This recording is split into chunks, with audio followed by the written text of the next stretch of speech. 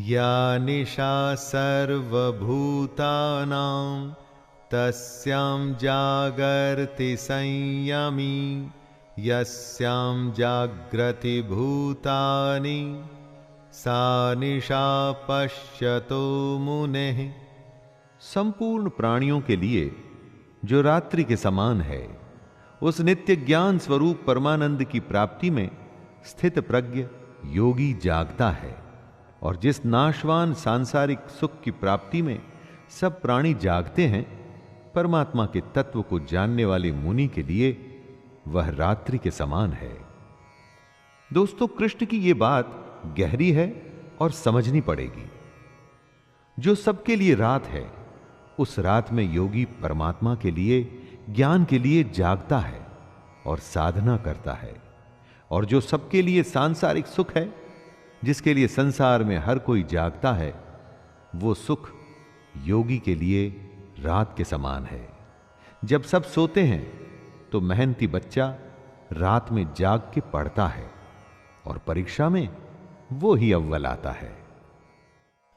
आपूर्यमाणमचल प्रतिष्ठं समुद्रमापः प्रविशन्ति यद्वत् तद्वत् कामायं प्रविशन्ति सर्वे स शान्तिमाप्नोति न कामकामी।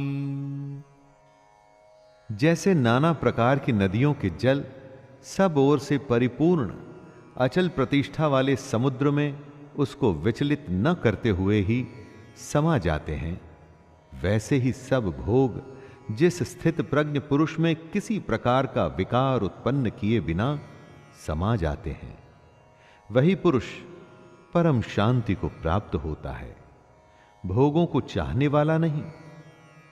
नदियां समुद्र को विचलित अर्थात उसे डिस्टर्ब नहीं करती।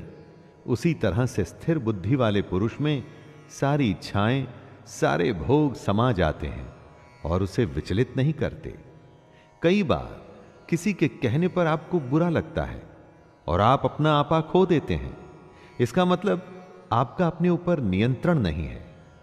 ऐसा समुद्र बनिए जिसमें कोई भी नदी किसी भी तरह की गाली या कोई कमेंट आपको कभी भी विचलित न कर पाए।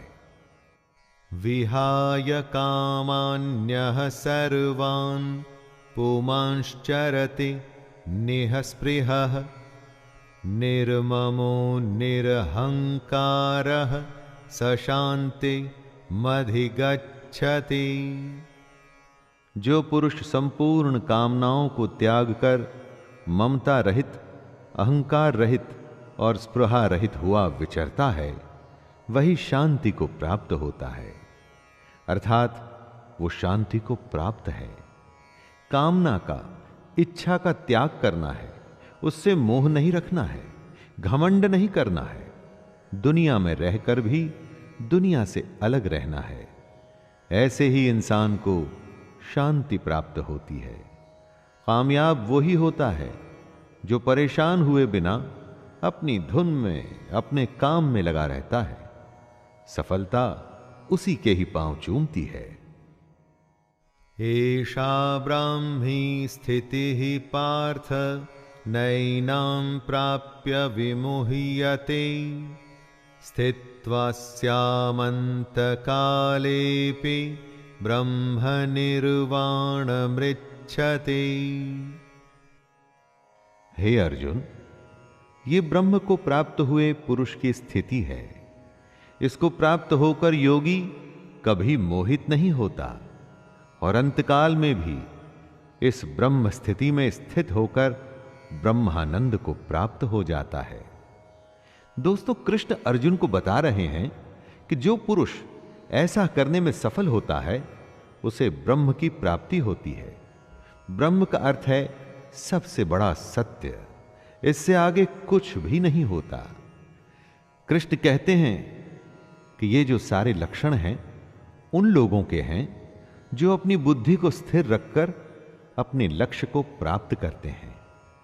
स्वाभाविक है कि अगर इन बातों को हम भी अपने जीवन में उतार लें, तो हम भी अपने लक्ष्य से कभी दूर नहीं रहेंगे।